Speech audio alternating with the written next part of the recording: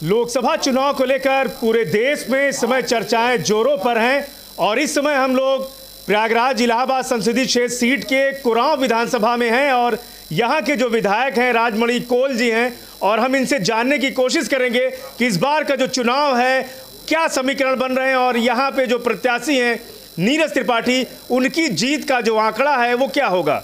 जी विधायक जी, पहले बात तो आप सबको मेरा बहुत बहुत धन्यवाद, नमस्कार कि आप लोग इस दक्षिणांचल के विधानसभा में आए। अब जहाँ तक नीरज त्रिपाठी की बात है तो देखिए, अब की बार हम लोग संकल्प लिया है भारतीय जनता पार्टी की सरकार ने, अब की बार 400 पार, तीसरी बार मोदी सरकार। तो नीरज त्रिपाठी को हमने कुरांव विधानसभा से नहीं, पूरे जमुना पार से 4 लाख वोटों से जिताने का संकल्प है और निश्चित तौर पर वह संकल्प मेरा पूरा होगा, क्योंकि मैं दूसरी बार विधायक बना हूँ और यहाँ की जनता कुरांव की खास तौर से मुझे बहुत लाड प्यार करती है। और बारा हो, कच्छना हो, मेजा हो, जमुना पार की सभी विधानसभाओं में मेरा बहुत ही लोकप्रियता है। लोग जानते हैं, पहचानते हैं और सब मानते हैं कि नहीं विधायक जी अच्छे हैं। हम भारतीय जनता पार्टी के मेन बॉडी के कार्यकर्ता रहे, आज जिला मंत्री के बाद मैं दूसरी बार विधायक बना हूँ। मेरा प्रयास है कि नीरज जी को हम 4 लाख वोटों से जिताने का काम करेंगे। जी विधायक जी, यहाँ पे कितना मान रहे हैं कि जो टक्कर लोग कह रहे हैं कि टक्कर है, क्या एक तरफा रहेगा मामला कि टक्कर दिखाई देगी? कोई टक्कर नहीं है, अब केवल यहाँ सिर्फ और सिर्फ भाजपा है। लोग कह रहे हैं कि इंडिया गठबंधन के जो प्रत्याशी हैं और इसके पहले भी उनके पिताजी भी रहे हैं, तो लोगों में ये नाराज़गी है कि विकास के कार्य ये लोग नहीं किए जो 10 सालों में मोदी जी ने किया वो कार्य हुए। तो क्या मान रहे हैं कि विकास के तर्ज पे ही जनता इन्हें वोट करेगी? जनता जो वोट कर रही है भारतीय जनता पार्टी को, नरेंद्र भाई मोदी को और नीरज त्रिपाठी को, नीरज त्रिपाठी को वोट इसलिए दे रही है कि मोदी जी ने जो 70 साल के कामों को पूरा नहीं किया, कांग्रेस ने 35-40 तक तो ये सपा बसपा की गवर्नमेंट रही है प्रदेश में, इन लोगों ने कोई काम नहीं किया, जनता को बहलाने का काम किया, जनता को ठगने का काम किया। और भारतीय जनता पार्टी की सरकार जब 2014 में बनी और 2017 में हमारे योगी जी जब आए तो पूरा सब कुछ देख सकते हैं। आइन चाहे सड़क का देख लीजिए, माना किसानों के किसान सम्मान निधि को लेकर के, खेतों में अंतिम जगह पर पानी पहुंचाने का काम भारतीय जनता पार्टी की सरकार ने किया, हमने किया। 13 नहरों को मैंने पुनर्निर्माण कराया है और बाणसागर परियोजना से जोड़ने का काम जो हमने किया है वो यहाँ की जनता जानती है कि विधायक जी ने क्या मेहनत किया है।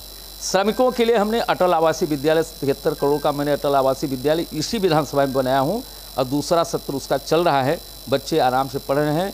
और गरीब हमारा खुशहाल इसलिए है कि जो हमको खिलाएगा, जो हमको घर देगा, जो हमको स्वास्थ्य के लिए 5 लाख का बीमा देगा, ऐसे व्यक्ति को हम देश का प्रधानमंत्री बनाएंगे। जी बिल्कुल। अभी राहुल गांधी और अखिलेश की जनसभा थी, राष्ट्रीय अध्यक्ष हैं समाजवादी पार्टी के, इनका जो यहाँ के जो सपा के नेता है उनका आरोप है कि प्रशासन को अव्यवस्थित किया गया और इनके यहाँ जो अव्यवस्थाएं उत्पन्न हुई। लेकिन लोगों का ये मानना है कि सरकार जब बनती है तो इसी तरह की अव्यवस्था उत्पन्न होती। क्या कहेंगे? ये कह रहे हैं कि षड्यंत्र किया गया बीजेपी के लोगों की तरफ से। कोई षड्यंत्र नहीं है, भारतीय जनता पार्टी स्वच्छ राजनीति करती है। इनकी मानसिकता घटिया है और इन्होंने हमेशा से घटिया राजनीति किया है। इन्हीं के कार्यकर्ताओं ने जो उदंड कार्यकर्ता हो, इनकी तो उदंड वाली सरकार ही है, तो उदंड लोग अपने आपस में ये लोग लड़ाई करके अपने आप मिट जाएंगे।